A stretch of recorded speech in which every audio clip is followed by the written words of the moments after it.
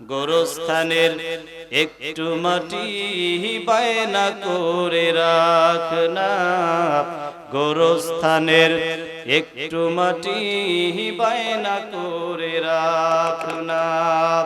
আতর গোলাপ সুরমা চন্দন কাফন নামের দেহ বন্ধন, আতর গোলাপ সুরমা চন্দন কাফন নামের দেহ বন্ধন, আলমারিতে রাখ রে তুলে একটি কোরআন পাক রে।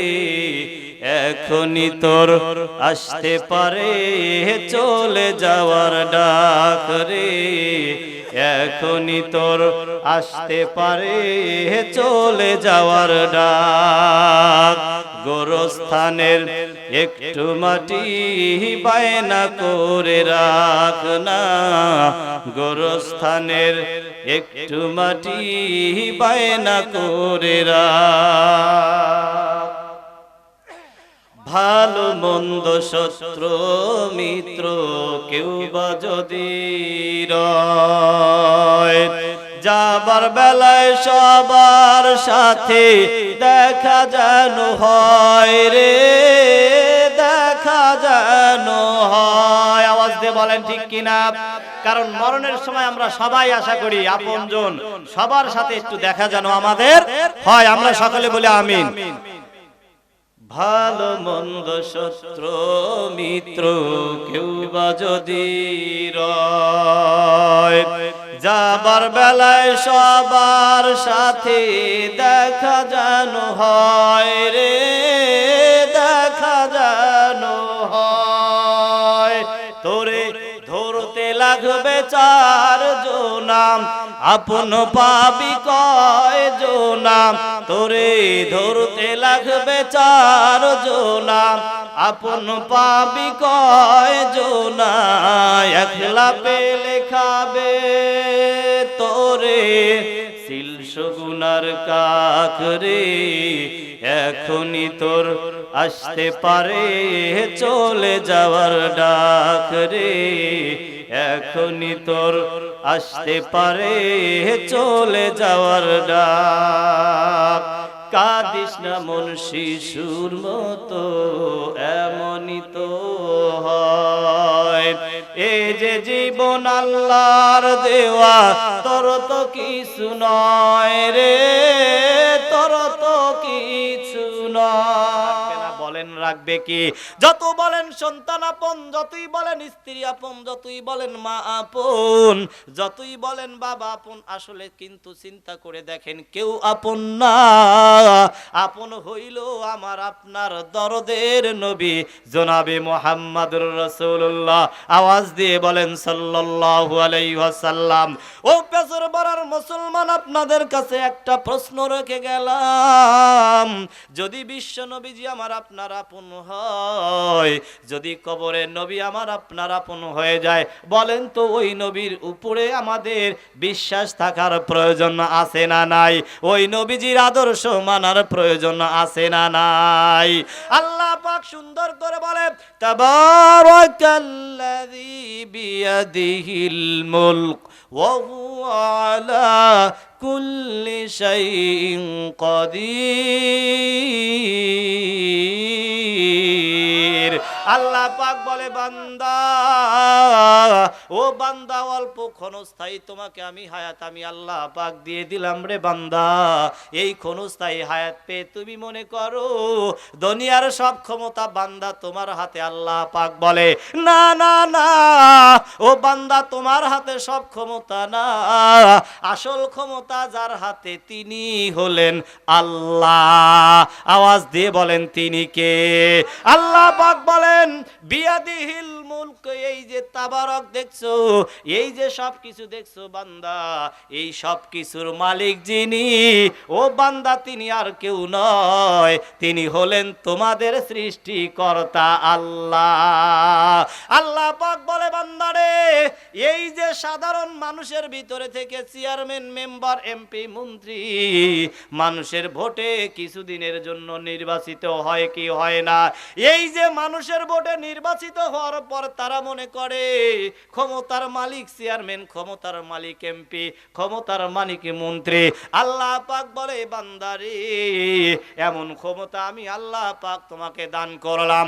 ও বান্দা, তিনবার পাতলা পায়খানা, তিনবার যদি আমি আল্লাহ পাক তোমাকে বমি দেই, বান্দা তুমি এমন ক্ষমতাশালী, তুমি সোজা হয়ে আর দাঁড়াইতে পারো না। আওয়াজ দিয়ে বলেন ঠিক কিনা? আল্লাহ পাক ডাক দিয়ে বলে ওয়া হুয়া আলা কুল্লি শাইইন কাদির। আল্লাহ পাক বলে বান্দা আসলে সমস্ত ক্ষমতার মালিক যিনি, তিনি হলেন আল্লাহ। তিনি কি? আমরা ওই আল্লাহর ইবাদত বন্দেগী করতে কি রাজি আছি? রাজি আছি তো ইনশাআল্লাহ। আল্লাহ পাক সুন্দর করে বলে আল্লাযী খলাকাল মাউতা ওয়াল হায়াতা লিয়াবলুয়াকুম আইয়ুকুম আহসানু আমালা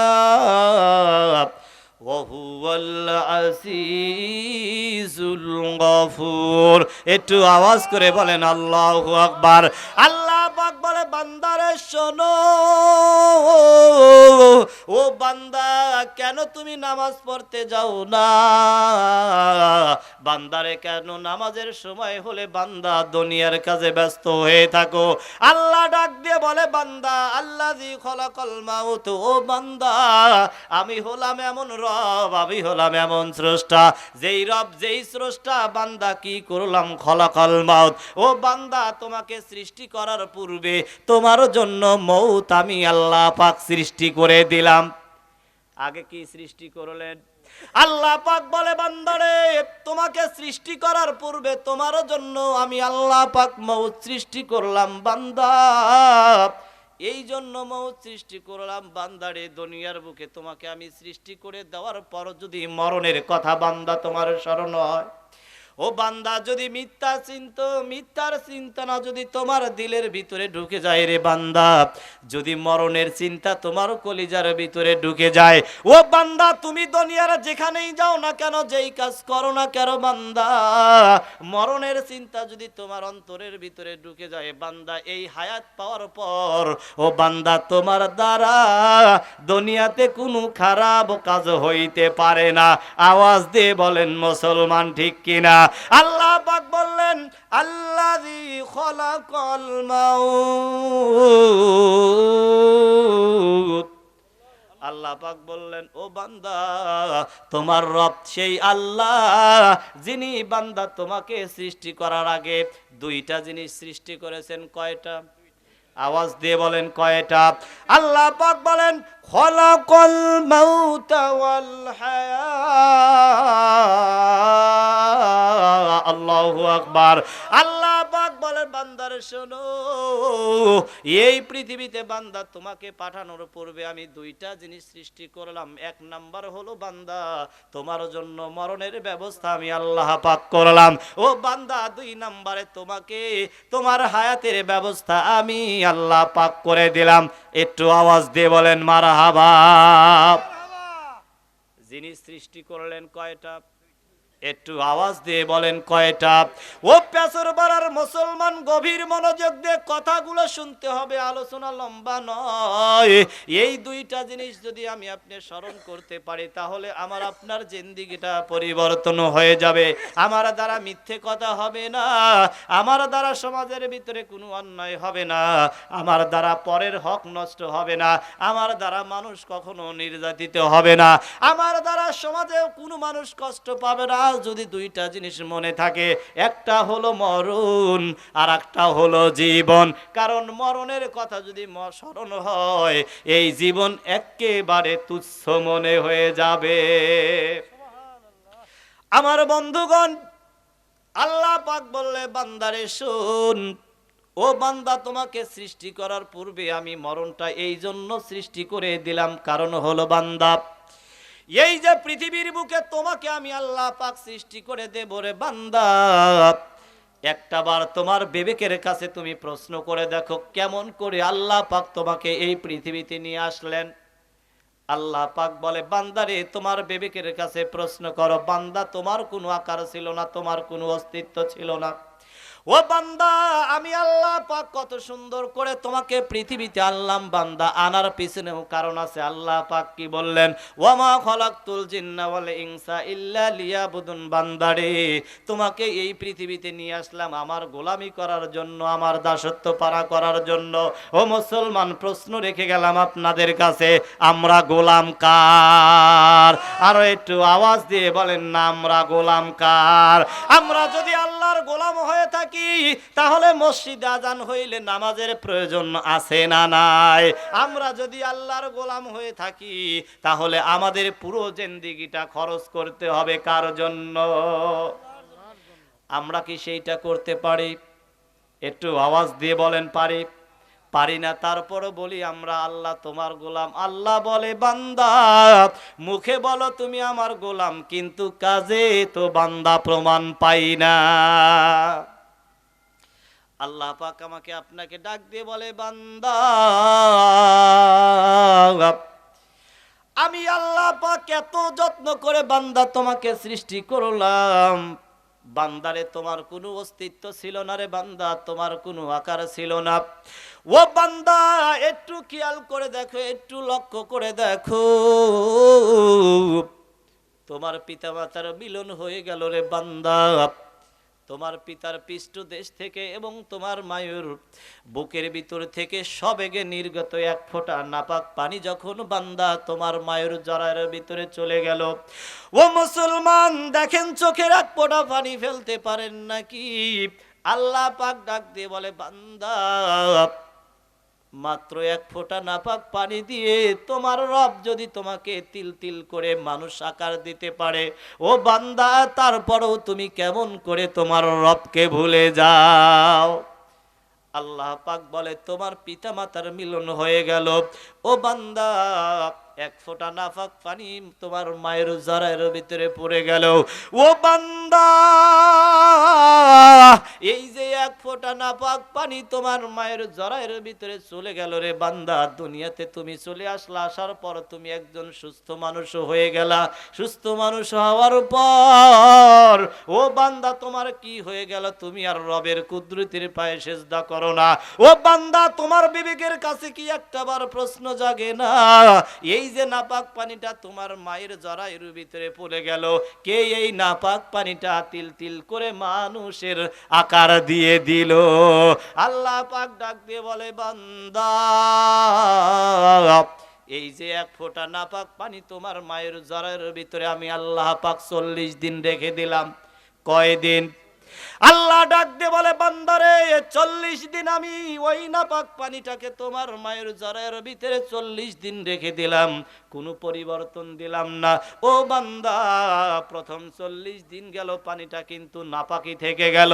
ও বান্দা লক্ষ্য করো, স্মরণ করো। ও বান্দা তুমি যদি তোমার নিজের বিবেকের কাছে প্রশ্ন করো বান্দা, তাহলে আমি আল্লাহর সাথে নাফরমানি করতে পারবা না। ও বান্দা দ্বিতীয় 40 দিন যখন হয়ে গেল, ওই নাপাক পানিটাকে আমি আল্লাহ তাআলা কুদরতের মাধ্যমে নাপাক পানিটাকে রক্তের আকার দিয়ে দিলাম। আওয়াজ দিয়ে বলেন আল্লাহু আকবার। আর একটু আওয়াজ করে বলেন আল্লাহু আকবার। আল্লাহ পাক ডাক দিয়ে বলে বান্দারে প্রথম 40 দিন হয়ে গেল পানিটা নাপাক রয়ে গেল, ও বান্দা দ্বিতীয় 40 দিনের মাথায় নাপাক পানিটা আমি আল্লাহ পাক আর নাপাক রাখলাম না, এই পানিটাকে আমি আল্লাহ পাক রক্তের আকার দিয়ে দিলাম। আল্লাহ পাক বলছে বান্দারে শোনো, দ্বিতীয় 40 দিনের মাথায় পানিটা আমি আল্লাহ পাক রক্তে পরিণত করে দিলাম। আল্লাহ ডাক দিয়ে বলে বান্দারে শোন, তৃতীয় 40 দিন যখন হয়ে গেল, ও বান্দা ওই রক্ত ফটাকে আমি আল্লাহ তাআলা একটা গোস্তের ভিতরে রূপান্তরিত করে দিলাম। 40 দিন গেল, কয়টা? 340 কতদিন হয়? আল্লাহ ডাক দিয়ে বলে বান্দারে শোন শোন শোন, এই যে 120 দিন অর্থাৎ 4টা মাস যখন বান্দা তোর হয়ে গেল, প্রথম 40 দিন আমি নাপাক পানিতে তোকে রেখে দিলাম, দ্বিতীয় 40 দিন বান্দা তোকে রক্তের আকার দিয়ে দিলাম, ও বান্দা তৃতীয় 40 দিন এক ফোঁটা গোস্তে রূপান্তরিত করে দিলাম আমি আল্লাহ। বান্দা শুধু এক ফোঁটা গোস্ত বানাইলাম না, বান্দা গোস্তের ভিতরে কচি কচি হাড় দিয়ে একটা মানুষের বডি আমি আল্লাহ তৈরি করে দিলাম রে বান্দা। ছোট্ট কচি কচি হাড় দিয়ে মানুষের বডি তৈরি করলাম, গোস্তের উপরে সুন্দর করে চামড়া দিয়ে আবরণ করে দিলাম, যাতে করে এই গোস্তের উপরে কোনো মাছি কোনো পোকা যেন না পড়তে পারে। পড়তে গেলে আগে চামড়া আছে না নাই? আল্লাহ পাক বলে বান্দা আমি আল্লাহ যদি চাইতাম এই গোস্তের উপরে আমি চামড়া যদি না দিতাম, বলেন তো দুনিয়ার কারুর কাছে কি আল্লাহর কৈফিয়ত দেওয়া লাগতো? আল্লাহ পাক বলে বান্দা রে আমি আল্লাহ তোকে এত ভালোবাসি বান্দা, তোকে এত ভালোবাসি, ভালোবাসার কারণে বান্দা তোমার গোস্তের উপরে আমি চামড়া দিয়ে দিলাম, যাতে করে মাছি তোমার গোস্তের উপরে না পড়তে পারে। ও বান্দা এই যে তোমার বডিটা যখন তৈরি হয়ে গেল রে বান্দা, 4টা মাস চলে গেল, 120 দিন হয়ে গেল বান্দা, তোমার বডিটা তোমার মায়ের গর্ভের ভিতরে তৈরি হয়ে গেল, আমার বডিটা আমার মার গর্ভের ভিতরে তৈরি হয়ে গেল। মুসলমান প্রশ্ন আপনাদের কাছে, যখন কোনো বৈজ্ঞানিক একটা মেশিন তৈরি করে, টিলার বলেন শ্যালো ইঞ্জিন বলেন, যেই ইঞ্জিন বলেন না কেন, ওই ইঞ্জিন যখন তৈরি হয়ে যায় ওই ইঞ্জিনের ভিতরে তেলের প্রয়োজন হয় কি হয় না? তেলের প্রয়োজন হয়, খাবারের প্রয়োজন হয়।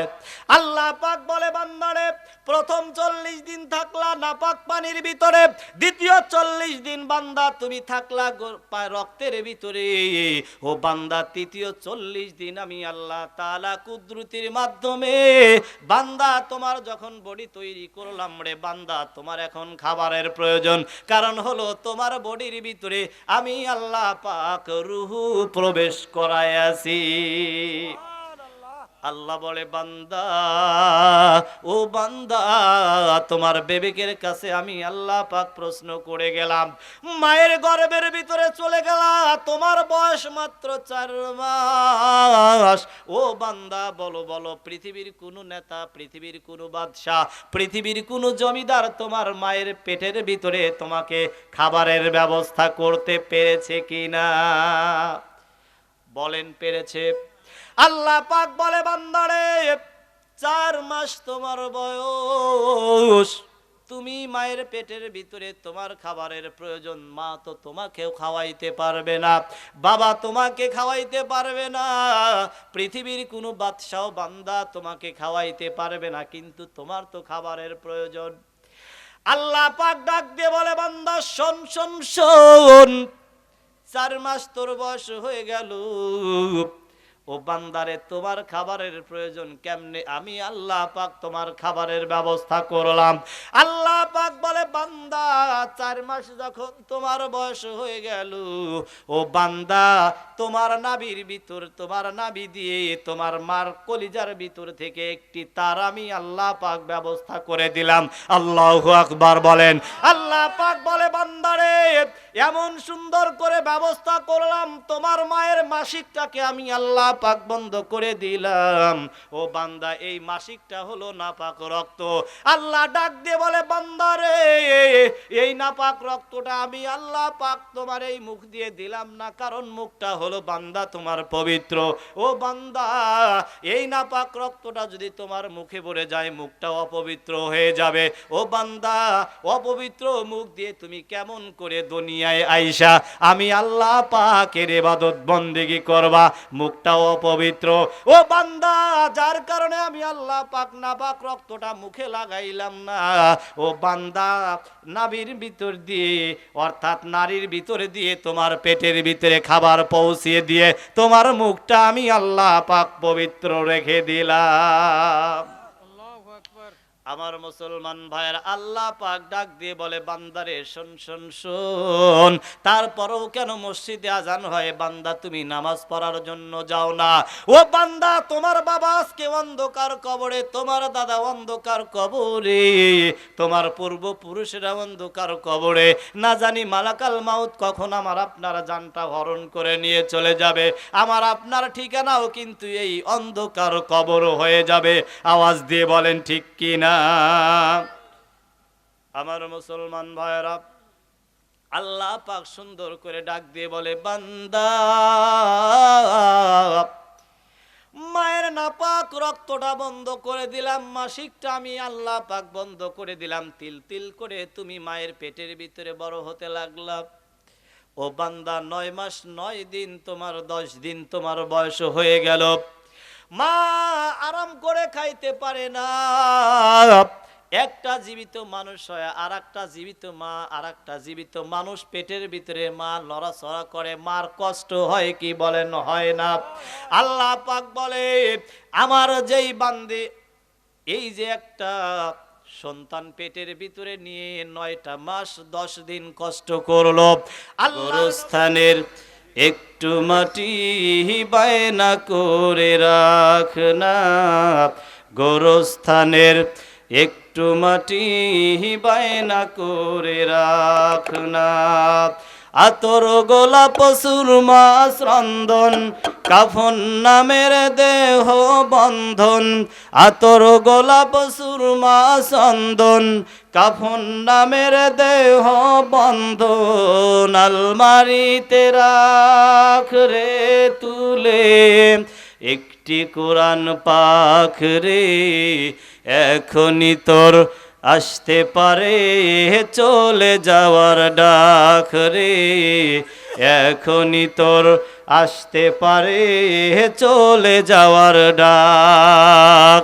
গোরস্থানের একটু মাটি বায়না করে রাখ না, গোরস্থানের একটু মাটি বায়না করে রাখ। ভালো মন্দ শত্রু মিত্র কেউ বা যদি রয়, যাবার বেলায় সবার সাথে দেখা যেন হয় রে, দেখা যেন হয়। আওয়াজ দিয়ে বলেন ঠিক কিনা? কারণ মরণের সময় আমরা সবাই আশা করি আপনজন সবার সাথে একটু দেখা যেন আমাদের হয়। আমরা সকলে বলি আমিন। ভালো মন্দ শত্রু মিত্র কেউ বা যদি রয়, যাবার বেলায় সবার সাথে দেখা যেন হয় রে, দেখা যেন হয়। তোরে ধরতে লাগবে 4 জনাম, আপন পাবি কয় জনাম, তোরে ধরতে লাগবে 4 জনাম, আপন পাবি কয় জনা, একলা পেলে খাবে তোরে সিল সগুনার কাক রে, এখনই তোর আসতে পারে চলে যাওয়ার ডাক রে, এখনই তোর আসতে পারে চলে যাওয়ার ডাক। কাঁদিস না মন শিশুর মতো, এমনই তো হয়। এই যে জীবন আল্লাহর দেওয়া, তোর তো কিছু নয় রে, তোর তো কিছু নয়। কাঁদিস না মন শিশুর মতো, এমনই তো হয়। এই যে জীবন আল্লাহর দেওয়া, তোর তো কিছু নয় রে, তোর তো কিছু নয়। মাটির দেহে প্রাণের ময়না, চিরদিনই আপন হয় না, মাটির দেহে প্রাণের ময়না, চিরদিনই আপন হয় না। পালিয়ে যাবে খাঁচা ছেড়ে, একটু পেলেই ফাঁক রে, এখনই তোর আসতে পারে চলে যাওয়ার ডাক রে, এখনই তোর আসতে পারে চলে যাওয়ার ডাক। গোরস্থানের একটু মাটি বায়না করে রাখ না, গোরস্থানের একটু মাটি বায়না করে রাখ না। লা ইলাহা,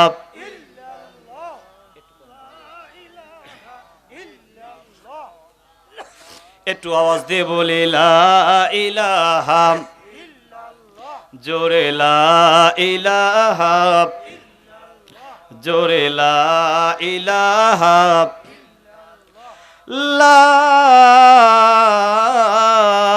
ইলাহা ইল্লাল্লাহু মুহাম্মাদুর রাসূলুল্লাহ। সকলে আওয়াজ করে বলি সাল্লাল্লাহু আলাইহি ওয়াসাল্লাম। সরপেশরপাড়া যুব সমাজ কর্তৃক আয়োজিত কবরস্থানের উন্নতি কল্পে 14তম তাফসিরুল কোরআন মাহফিলের আজকের সম্মানিত সভাপতি জনাব আলহাজ মোহাম্মদ আলম মণ্ডল, বারাকাল্লাহু ফি হায়াতি, আমরা সকলে বলি আমিন। আজকের এই তাফসিরুল মাহফিলে প্রধান অতিথি হিসেবে থাকার সদয় সম্মতি জ্ঞাপন করেছেন সাবেক মাননীয় জাতীয় সংসদ সদস্য 65 সিরাজগঞ্জ 4 উল্লাপাড়ার সাবেক এমপি জনাব এম আকবর আলী সহ আজকের এই মাহফিলের বিশেষ অতিথি, সম্মানিত অতিথি। আল্লাহ সকলকেই কোরআনের মাহফিলের জন্য কবুল করে নেক, আমরা সকলে বলি আমিন।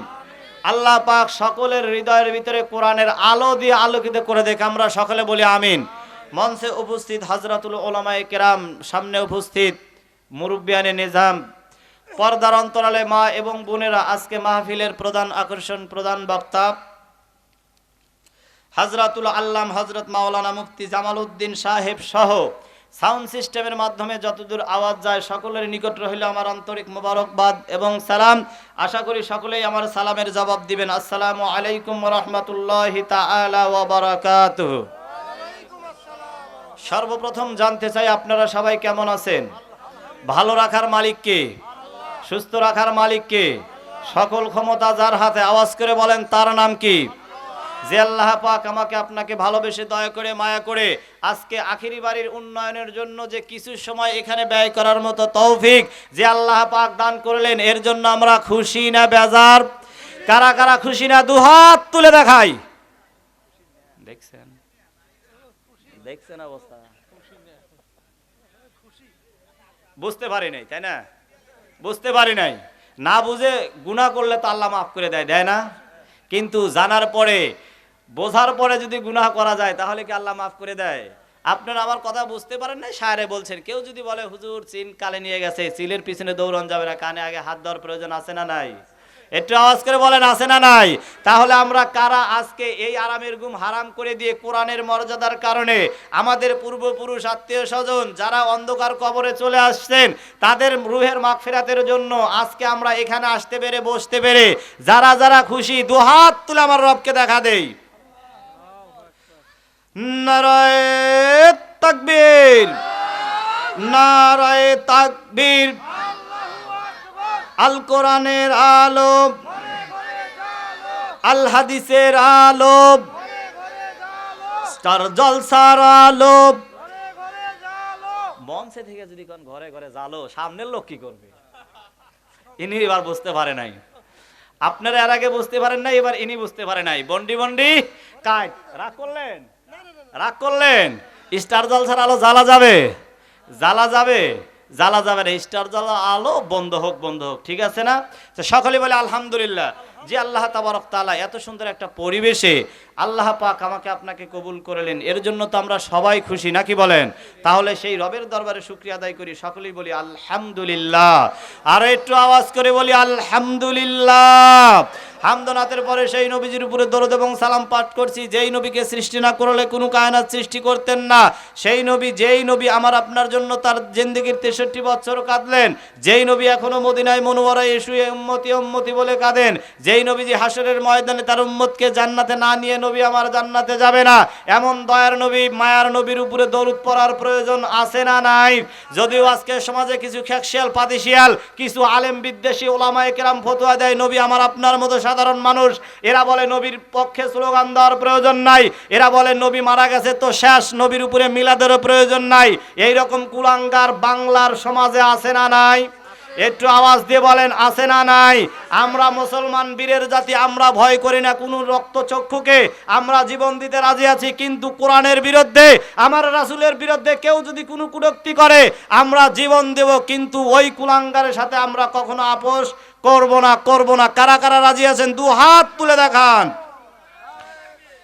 আল্লাহু আকবার, আল্লাহু আকবার। হাত নামান। বেজার হইলেন? অল্প সময় কথা হবে, কিন্তু কথাগুলো হবে যেই কথাগুলো বললে আমাদের ইহকালীন শান্তি এবং পরকালীন মুক্তি হতে পারে। এর জন্য আপনাদের সজাগ থাকতে হবে, কথাগুলো বুঝতে হবে। কি বুঝতে হবে? কথাগুলো বুঝতে হবে। প্রিয় মুসলমান ভাইরা, যেই জায়গার উন্নয়নের জন্য আজকে মাহফিল দেওয়া হলো, পৃথিবীর বুকে সবচেয়ে আসল ঠিকানা হলো এই জায়গা। আপনি আজকে যতই বাড়ি গাড়ি করেন না কেন, লক্ষ লক্ষ টাকা পয়সা খরচ করে আপনি আপনার বাড়ি সাজাইলেন, ঘর সাজাইলেন, আপনি গ্যারান্টি দিতে পারবেন না আপনি ওই ঘরের ভিতরে একটা দিন, একটা ঘন্টা, একটা মিনিট অবস্থান করতে পারবেন। এই গ্যারান্টি আমি আপনি কেউ দিতে পারবো? একটু আওয়াজ দিয়ে বলেন দিতে পারবো কি? কেউ কিন্তু দিতে পারবো না। কিন্তু যেই জায়গায় অনন্ত